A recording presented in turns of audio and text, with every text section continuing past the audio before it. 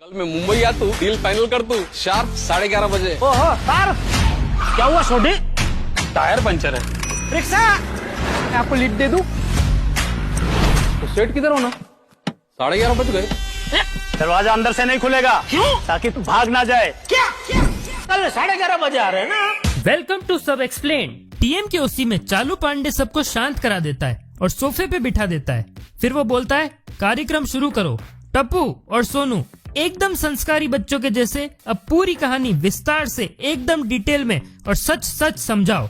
फिर टप्पू और सोनू पूरी राजा मस्तानी वाली कहानी बताते हैं पांडे जी को और बोलते हैं कि कैसे राज और दिया की प्रॉब्लम भी साइड बाय साइड चल रही थी कि वो एक दूसरे से शादी करना चाहते थे लेकिन पेरेंट्स उनके दूसरी जगह रिश्ता ढूंढ रहे थे।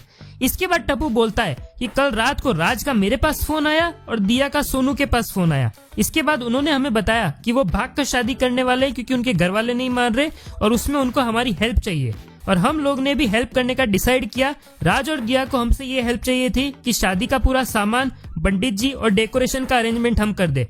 इतना सुनते ही भिड़े जेठालाल के ऊपर कूद पड़ा कि देखो कितना निर्लज बेटा है तुम्हारा, अब ये काम करने लग गया है, लोगों की भगा भगा कर शादी करवाता है और साथ में मेरी प्यारी राजदुलारी भोली भाली परी जैसी सोनू को भी अपने इस काम में फंसा रहा है और एक दिन ऐसे ही करके उसको भी भगा के शादी कर लेगा। इतने में पांडे जी बोलते हैं चुप हो जाओ मास्टर जी, बच्चों को अपनी बात कंप्लीट करने दो। फिर टप्पू बोलता है रिलैक्स एंड चिल भिड़ अंकल, सोनू और टप्पू खाली बेस्ट फ्रेंड्स है और हाँ अगर किसी दिन शादी करनी हुई तो उसमें भगाने की क्या जरूरत है, परमिशन के साथ और आशीर्वाद के साथ शादी करेंगे।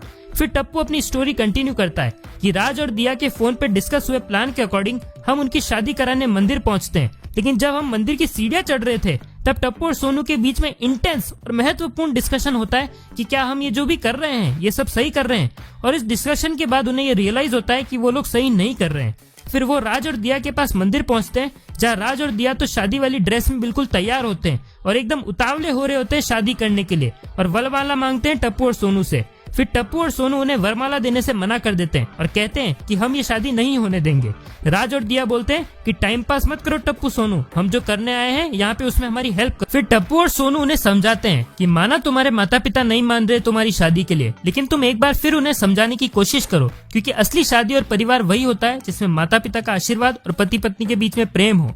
तभी दिया और राज के मम्मी पापा भी आ जाते हैं जिन्हें टप्पू और सोनू ने ही सब सच बताकर बुलाया होता है और उसके बाद थोड़े इमोशनल मोमेंट्स होते हैं उनकी फैमिली के और उसके बाद ये डिसाइड होता है कि दिया और राज का क्या होगा वो तो उनके मम्मी पापा डिसाइड करेंगे, लेकिन फिलहाल तो टप्पू और सोनू को जल्दी से जल्दी घर जाना है क्योंकि 12:30 बजे उनको घर पे सुरभि और अभिनव देखने आने वाले हैं। लेकिन इस मिसअंडरस्टैंडिंग का फायदा टप्पू और सोनू को हो जाता है क्योंकि उनके पेरेंट्स अपनी गलती पहले ही समझ चुके होते हैं और सुरभि और अभिनव को रिश्ता लेकर आने से मना कर चुके होते हैं और कोई नया रिश्ता भी नहीं देख रहे होते हैं और ऐसा करके ये टप्पू और सोनू की शादी वाली स्टोरी ओवर होती है और अब शुरू होगी नई होली स्टोरी जिसमें होगा बाकी कैरेक्टर्स का भी रिटर्न क्योंकि बहुत टाइम से टप्पू और सोनू और भिड़े और जेठालाल की फैमिली हमें शो में दिख रही थी और बाकी कैरेक्टर्स के साथ आएंगे नए हंगामे। आपको क्या लगता है आगे स्टोरी में क्या होगा, हमें कमेंट्स बताइए, वीडियो को लाइक और शेयर कीजिए और हमारे चैनल को सब्सक्राइब।